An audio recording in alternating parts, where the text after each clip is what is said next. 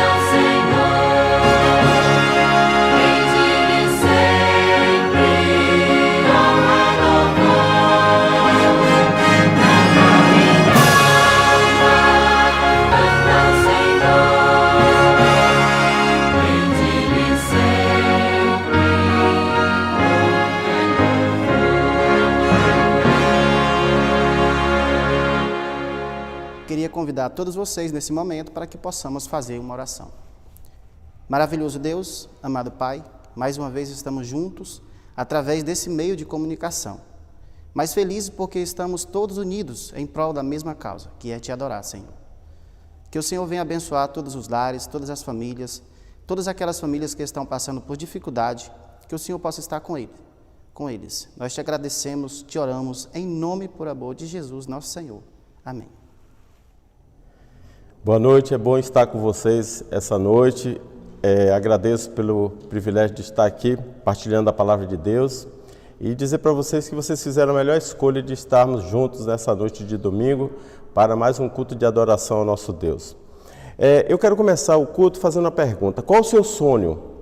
Bom, se eu fizesse essa pergunta para uma criança me responderia que talvez o sonho dela fosse ganhar aquele brinquedo, né, que toda criança tem na sua imaginação, ganhar aquele grande brinquedo especial.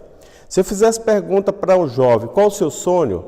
Você talvez me diria assim: olha, eu quero realizar meu sonho de me formar na faculdade que eu tenho vontade de exercer a profissão, ou talvez ter um relacionamento onde eu possa conseguir o meu príncipe ou a minha princesa e ter um casamento feliz. Cada um daria a sua resposta. Se eu perguntasse para um adulto, ele talvez dissesse assim, bom, eu já fiz minha faculdade, eu já casei, mas eu ainda sonho em ter uma fazenda, ou comprar o carro modelo tal, modelo que me agrada. Ou talvez ele diga assim, eu quero sair do aluguel, meu sonho é sair do aluguel e ter minha casa própria. Mas eu quero compartilhar com vocês essa noite o sonho de um idoso. Já pensou, você já parou para analisar uma pessoa idosa ainda continuar sonhando com 75 anos de idade? Esse personagem bíblico é muito interessante, a história dele, porque ele foi convidado no capítulo 12 de Gênesis a sair da sua terra, a sair da sua parentela, de onde ele estava na sua zona de conforto, para ir para um lugar que ele nem sabia onde era. Ele ouvia falar de Canaã, mas não sabia onde era Canaã.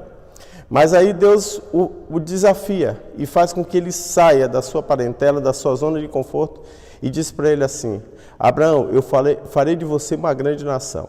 Só que aí tem algumas questões que a gente vai analisar essa noite, dessas impossibilidades para realizar, através de Abrão, né, no caso, o sonho de fazer dele uma grande nação. Primeiro, Abrão tinha 75 anos de idade quando recebeu aquele chamado de Deus. E aí a sua esposa já estava com 65, ela já tinha passado o período fértil, e ela já era uma mulher infértil, ela era estéril, era por isso que ele já estava com essa idade e não tinha tido filho.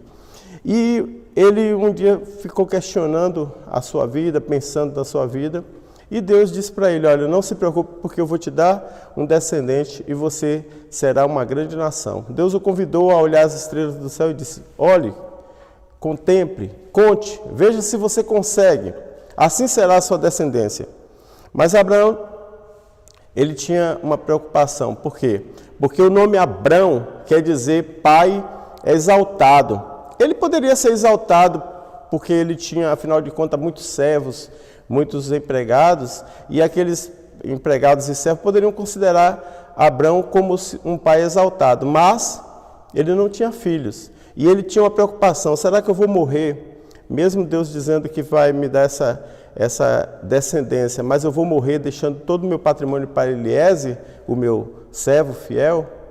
Bom, ele ficava questionando, e aí um dia a sua esposa teve uma sugestão para dar para ele. Disse assim, olha, já que Deus te prometeu, e como eu já estou idosa, porque se passaram 10 anos desde quando ele saiu, ele já estava com 85 anos e nada de filhos.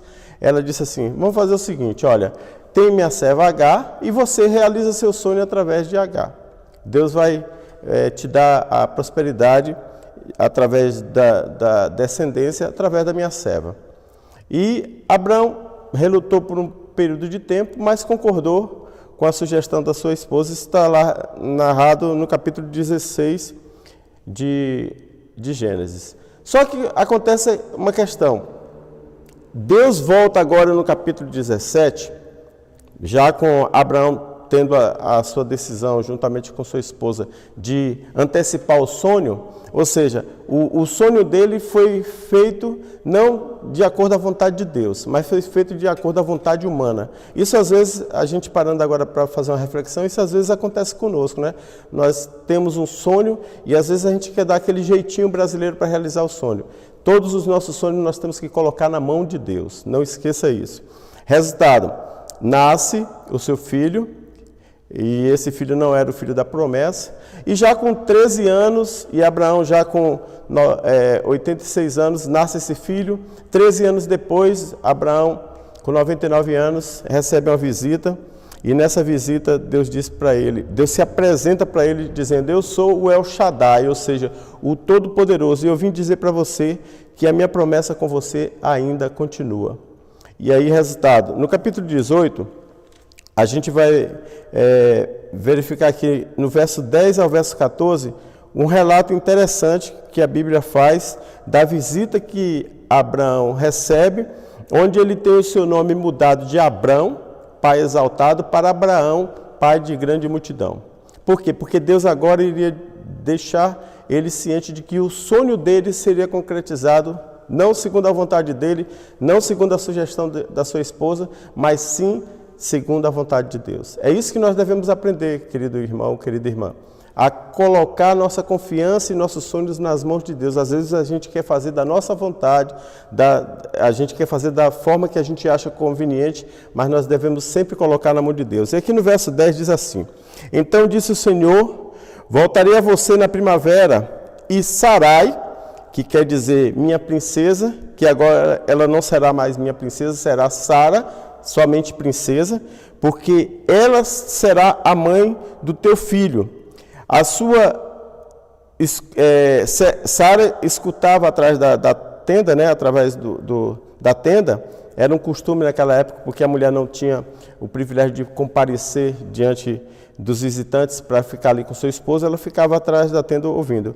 E Abraão e Sara já estavam velhos, diz o verso 10, e ela de bem avançada idade e já tinha passado da idade de ter filhos. Aí no verso 12 diz assim: por isso ela riu consigo mesma quando pensou, depois de já estar velha e meu senhor já idoso, ainda terei esse prazer de ser mãe?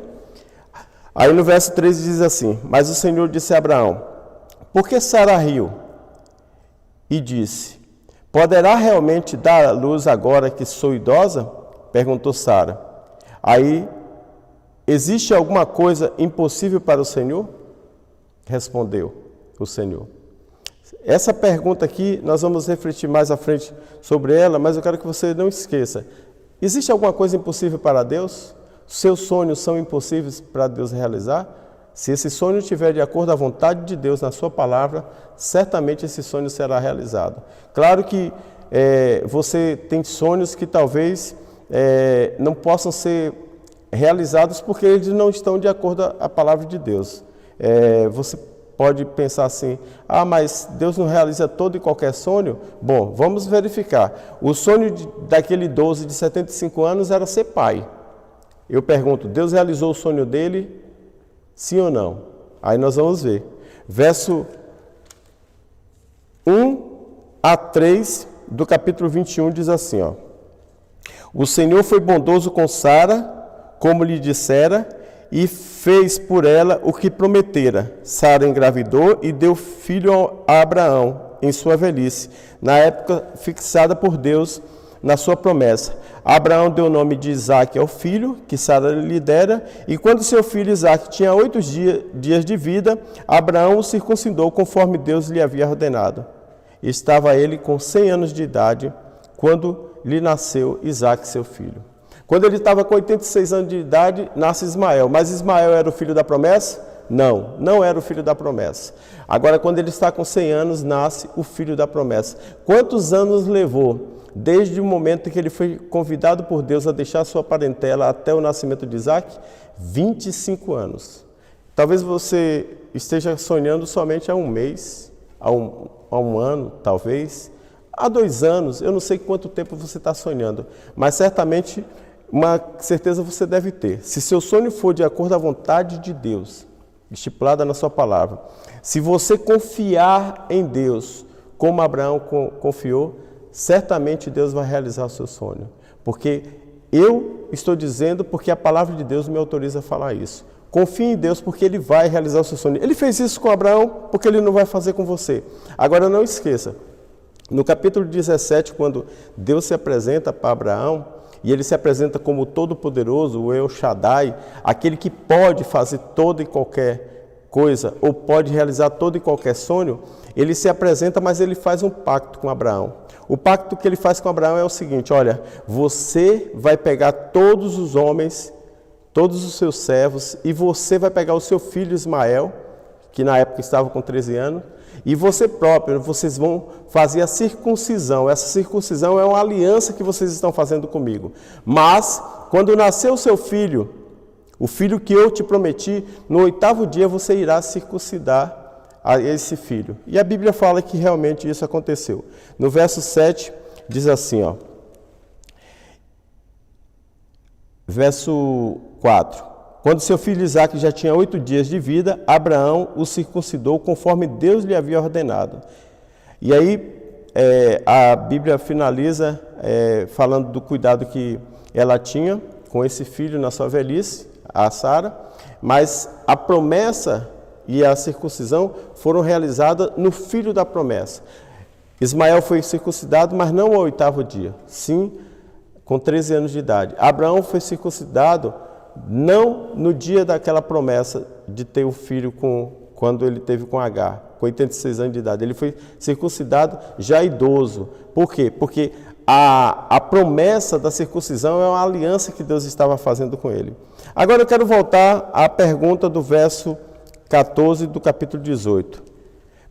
Por um acaso, há impossíveis para o Senhor? Foi essa pergunta e essa tentativa que nós vamos fazer nessa noite de responder essa pergunta.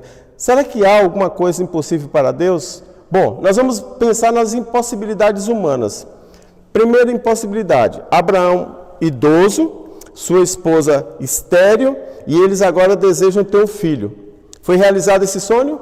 Sim, Deus realizou esse sonho. Agora vamos imaginar, você é funcionário e o seu patrão só pensa em te enganar. Ele só quer levar vantagem com você. Essa história está no capítulo 31 e é a história de um personagem chamado Jacó, que já era o neto de Abraão.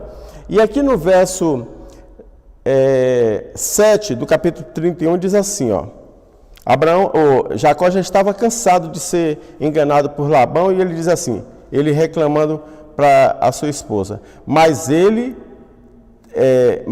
tem me feito de tolo, mudando o meu salário 10 vezes, contudo Deus não permitiu que ele me prejudicasse. É muito linda a história de Jacó, porque mesmo Labão sendo desonesto e tentando prejudicar Jacó, veja o que é que Deus fez com Jacó. Um presentezinho, ele foi para a casa de Labão, fugindo de seu irmão, Esaú, porque ele tinha enganado o seu irmão. Mas aí quando ele retorna e ele resolve voltar, e Deus mandou que ele voltasse para a sua terra, para os seus familiares, ele resolve fazer a separação de um dos presentezinhos que ele iria dar para o seu irmão. Olha o presente. Depois de passar ali a noite, escolheu entre seus rebanhos um presente para o seu irmão Esaú. Verso 14, do capítulo 32 de Gênesis. 200 cabras e 20 bodes, 200 ovelhas e 20 carneiros, 30 fêmeas de camelo com seus filhotes, 40 vacas e 10 touros, 20 jumentas e 10 jumentos. Colocou cada rebanho junto com o seu servo e disse, vá à minha frente e mantenha certa distância entre o rebanho e outro. Então, ele fez um presentezinho para o seu irmão, depois de ter trabalhado anos e anos para Labão, e Labão tentando, como ele diz no verso 7 do capítulo 31, tentando prejudicá-lo para que ele não prosperasse. Mas mesmo assim ele disse e ele reconheceu, Deus não permitiu que seu pai fizesse isso comigo. Agora quando a gente chega na história de José, mais adiante, um dos seus filhos, bem adiante está José lá no Egito, preso, numa cela, e eu pergunto, era possível aquele homem ser um dos homens mais influentes do Egito, já que ele estava na prisão? Claro que não. Mas aí quando nós chegamos agora ao capítulo 41 de Gênesis, a gente vê e pode testemunhar o relato bíblico falando da impossibilidade de José se tornar o governador do Egito, de se tornar um homem de influência. O capítulo 41, a partir do verso 33, diz assim, ó. Depois que ele revelou o sonho para Faraó, ele deu um conselho para Faraó. Ele disse assim, agora procure o Faraó um homem criterioso e sábio e o coloque no comando da terra do Egito. O faraó também deve estabelecer supervisores para recolher o quinto da colheita do Egito durante os 7 anos de fartura. Eles deverão recolher o que puderem nos anos bons que virão e fazer o estoque do trigo que, sob o seu controle, o faraó fará armazenar. Esse estoque servirá de reserva para os anos de fome que virão. E aí, verso 37, o plano pareceu bom ao faraó e todos os seus conselheiros concordaram. Por isso o faraó lhe perguntou, será que vamos achar alguém como este homem em que está o Espírito Divino? Verso 39, disse, pois, o faraó a José, uma vez que Deus lhe revelou todas essas coisas, não há ninguém tão criterioso e sábio como você.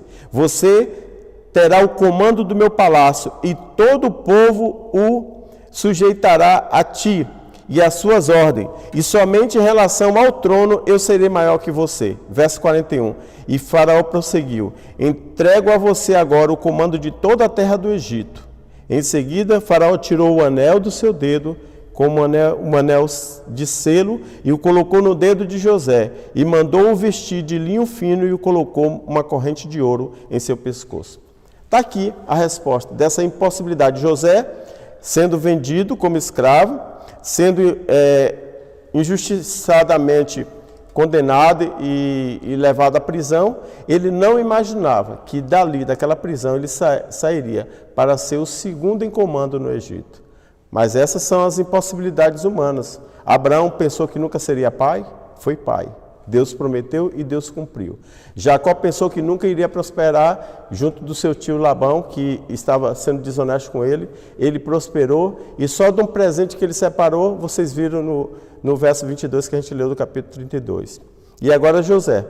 Agora eu pergunto para vocês, será que existe alguma coisa impossível para Deus? Eu quero relatar agora também para vocês as possibilidades divinas. Eu mostrei as impossibilidades humanas. Um homem idoso ter filhos com uma mulher estéril, um homem que trabalhava e não era recompensado devidamente, um homem que estava preso e se tornou o segundo em comando no Egito. Mas agora eu quero falar para vocês das possibilidades divinas. Asa, está lá em 2 Crônicas, capítulo 14, ele foi um dos reis de Israel, de Judá, desculpe, e esse rei Asa, ele tinha uma confiança muito grande em Deus, e um dia ele se depara com uma questão, uma situação complicada. Ele foi convidado a guerrear, só que, infelizmente, o exército de Asa era um exército pequeno. Ele tinha 300 de Judá e 280 mil homens de Benjamim. Formavam um exército de 580 mil homens. Mas só que o etíope Zerá, que ia marchar contra ele, que iria certamente derrotar todo o exército, tinha 1 milhão de soldados, fora os carros de guerra. Só que aí vem a questão do detalhe. Essa possibilidade de vencer diante das perspectivas humanas, não havia nenhuma chance de Asa vencer. Mas aí ele sabia que havia a possibilidade de Deus vencer por ele. Por isso que aí ele diz assim, verso 10. Saiu Asa para enfrentá-lo, capítulo 14 de 2 Crônica, verso 10. Saiu Asa para enfrentar Zerá, o etíope, e ele se colocou na posição de combate no vale de Zefará, perto de Mareessa. Só que ali, no verso 11, diz assim: então Asa clamou ao Senhor, o seu Deus, e disse: Senhor, não há ninguém como tu para ajudar os fracos contra os poderosos. Ajuda-nos, ó Senhor, ó nosso Deus, pois em ti pomos a nossa confiança e em teu nome viemos contra este imenso exército. E aí, quando ele faz essa oração, o que é que vocês acham? Ele prevaleceu ou não? E aí a Bíblia deixa bem claro. Ó Senhor, disse ele, tu és o nosso Deus, não deixe o homem prevalecer contra ti. Asa acreditava que ali ele estava, mas quem iria vencer aquela batalha não era ele. Era quem? Isso mesmo, o Senhor iria vencer por ele. E a Bíblia diz que eles foram derrotados, os etíopes, e todo o exército etíope fugiu, e Asa pegou todo o despojo daquele grande exército. Então nós vimos aqui a possibilidade divina, vencer mesmo com um pequeno exército, ele foi capaz de vencer, porque Asa confiou em Deus. Aí quando a gente chega agora na conquista de Jericó, nós vemos agora Josué, lidando agora com a mesma situação. Ele sabia que não era fácil, as muralhas de Jericó eram famosas porque elas tinham uma espessura imensa e que era impossível transpor aqueles muros daquela grande muralha. Mas aí ele tem um encontro com Deus e diz assim: Capítulo 5, verso 13. Estando Josué já perto de Jericó, olhou para cima e viu um homem em pé, empunhando uma espada. Ele aproximou-se do homem e perguntou: Você é por nós ou é por nossos inimigos? Verso 14. Nenhuma coisa nem outra, respondeu ele. Venho na qualidade de comandante do exército do Senhor. Então Josué prostou-se rosto em terra em sinal de respeito e lhe perguntou: Que mensagem o Senhor tem para o seu servo? Aí o comandante do exército do Senhor respondeu: Tire as sandálias dos pés, pois o lugar em que você está é santo. E Josué as tirou. Verso 1 do capítulo 6. Jericó estava completamente fechada por causa dos israelitas e ninguém saía nem entrava. Então o Senhor disse a Josué: Saiba que entreguei nas suas mãos Jericó, seu rei e seus homens de guerra. Então quem foi que entregou Jericó?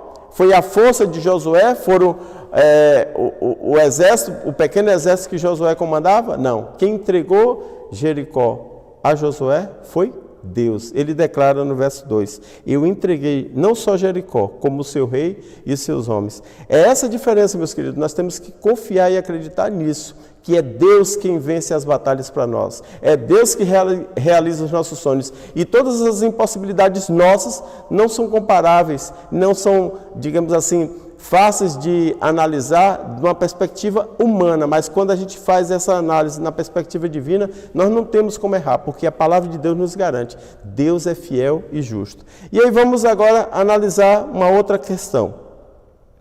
Se não há nada impossível para Deus, se Deus é o Deus das possibilidades, que pode fazer com que um exército ganhe uma guerra mesmo com a metade do exército inimigo, que lugares possam ser conquistados, mesmo sendo lugares intransponíveis, que sol possa ser detido no vale, para que uma guerra possa ser conquistada, águas de mar possam ser abertas para que um povo possa passar, águas de rios possam ser detidas para que o povo possa atravessar. Esse Deus maravilhoso que muda a lei da física, que muda a lei da biologia, é o mesmo Deus que está disposto a mudar qualquer coisa para fazer com que você seja feliz. Você só precisa acreditar. E eu quero finalizar dizendo para você uma questão muito simples.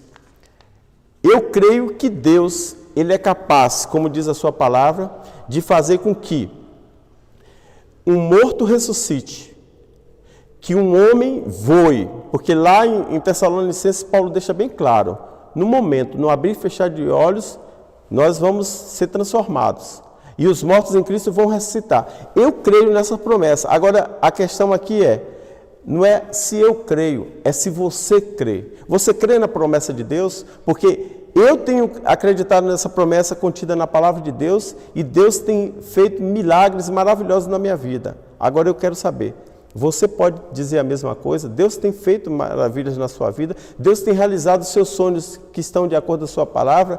Será que tem demorado para que Deus realize esse sonho? Não importa. A minha preocupação nessa noite não é fazer com que você me diga se você tem sido abençoado ou não por Deus. A minha questão é que você não venha duvidar de Deus. Sabe por quê? Porque os relatos descritos na palavra de Deus são relatos que nós temos aqui, revelados como uma revelação divina.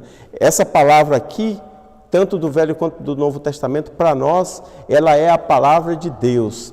E aí eu relatei para vocês alguns episódios do Velho Testamento e do Novo Testamento. Será que tem milagres? Será que Deus realizou milagres no Novo Testamento? Não esqueça, Hebreus 13, verso 8 diz assim: Deus é o mesmo de ontem, de hoje e de eternamente. Então, se Ele fez milagre no passado, Ele faz milagre hoje. E vai fazer milagre no futuro, quando Ele vai ressuscitar os mortos que morreram na esperança da ressurreição, e vai transformar os vivos, e todos iremos nos reunir nos ares para o encontro com o Senhor. Essa promessa ela vai se cumprir logo, porque Jesus já está voltando. Nós já estamos ouvindo os passos de um Deus que se aproxima. Agora a questão é: eu creio, e você? Você crê? Josué e Caleb estavam diante de Moisés, e ali eles tinham retornado de uma aventura, uma espionagem. não estavam somente Josué e Caleb, estavam eles dois e mais 10 espias que tinham ido vigiar a terra com eles. Só que tem um detalhe, o relato de Josué e de Caleb foram positivos, mas dos 10 espias foi um relato negativo. Isso nos ensina uma lição. De que maneira nós temos encarado as nossas vidas espirituais? Essa visão espiritual tem sido ampliada pelo poder da palavra de Deus em minha vida? Porque Josué e Caleb confiaram na palavra e entraram em Canaã. Mas os 10 que duvidaram, não só ele, como os seus familiares padeceram lá no deserto. Nós já estamos às portas de Canaã. A Canaã celestial está mais próxima do que nós imaginamos. Jesus já está voltando e ele vai nos levar. Agora a questão é, nós estaremos como Josué e Caleb, confiantes para entrarmos, ou estaremos como os 10 espias, duvidosos, receosos e achando que Deus não vai realizar a sua vontade em nossas vidas? A escolha é minha e sua, mas não esqueça, é só um pouco mais para ele voltar. Mas quando ele voltar, ele fez uma pergunta: será que ele vai encontrar fé na terra? E eu respondo nessa noite, sim. Ele vai encontrar fé, sabe por quê? Porque você vai buscar na palavra de Deus, como diz Paulo em Romanos 13. Você vai buscar a fé, porque a fé vem pelo o ouvir da palavra de Deus. E nessa noite você ouviu a palavra de Deus. E não só ouça a palavra de Deus, mas leia a palavra de Deus, para que Deus te dê fé. Fé necessária para suportarmos as últimas provas que nós estamos vivendo desse mundo. Como diz Abacuque, nós já estamos ouvindo esses passos. E esses passos já estão se aproximando. E eu pergunto, quando ele vier, ele vai encontrar você no grupo que estará saudando, dizendo, vinde bendito? Ou você vai estar no grupo que vai dizer, ai Senhor, eu quero que o Senhor jogue as pedras sobre mim, que eu quero me esconder da tua face? Bom, só tem 2 escolhas. Ou Jesus dirá para você, vinde benditos, e você dirá para ele, esse é o nosso Deus, o qual aguardávamos. Ou você vai dizer, escondei-nos da face daquele que está sentado no trono, e ele dirá, apartai-vos de mim, maldito. Só tem essas 2 opções, não existe uma outra opção. Eu espero que você escolha a melhor opção. Quer dizer, eis o nosso Deus, o qual aguardávamos, e ele dizer para você, vinde bendito de meu Pai, possuir por herança um reino que vos está preparado. Você crê nessa promessa? Eu creio. Eu já estou em...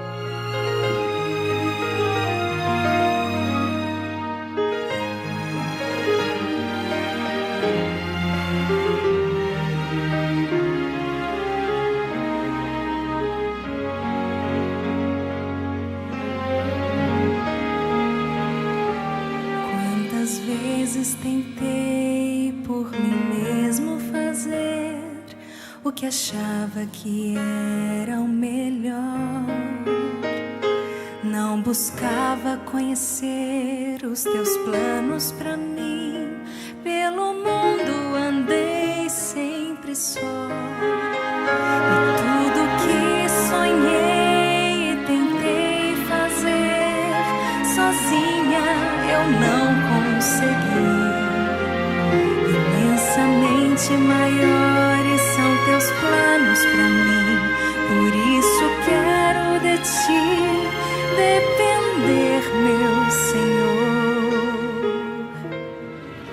Troco a cada dia os meus sonhos pelos sonhos de Deus, que são de alegria e prosperidade.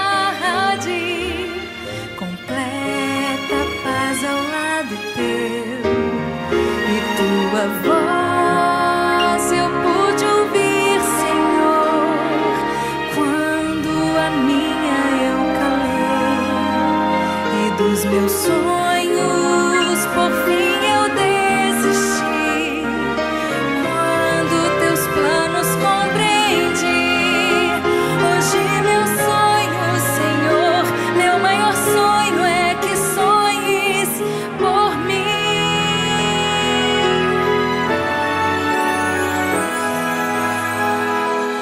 Os teus sonhos, Senhor, são maiores que os meus, não os posso nem comparar. Uma vida feliz são teus planos pra mim.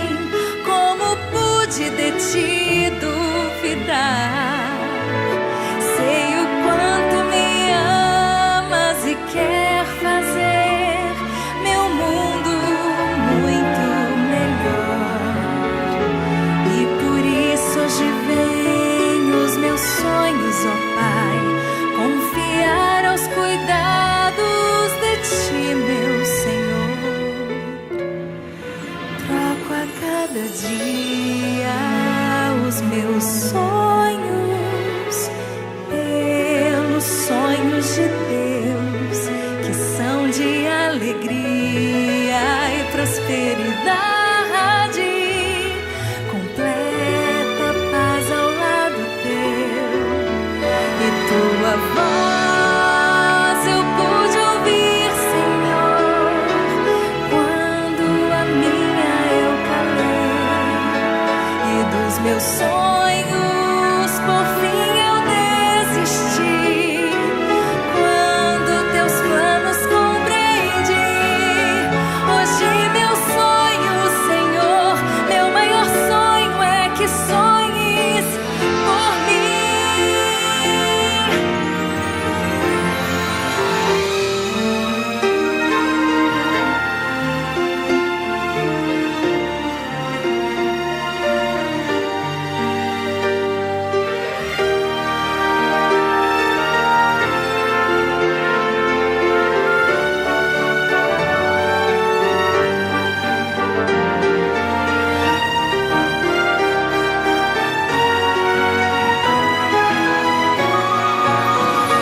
Tua voz eu pude ouvir, Senhor, quando a minha eu calei.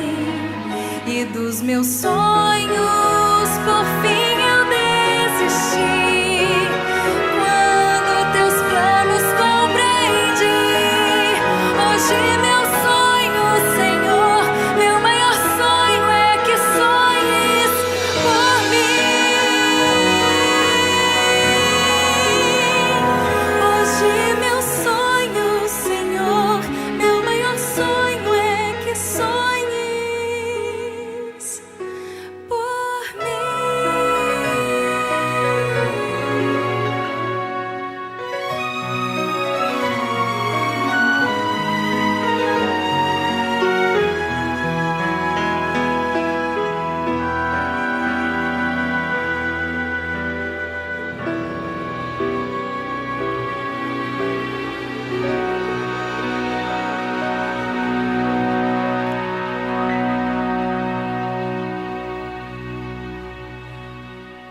Eu já estou em pé.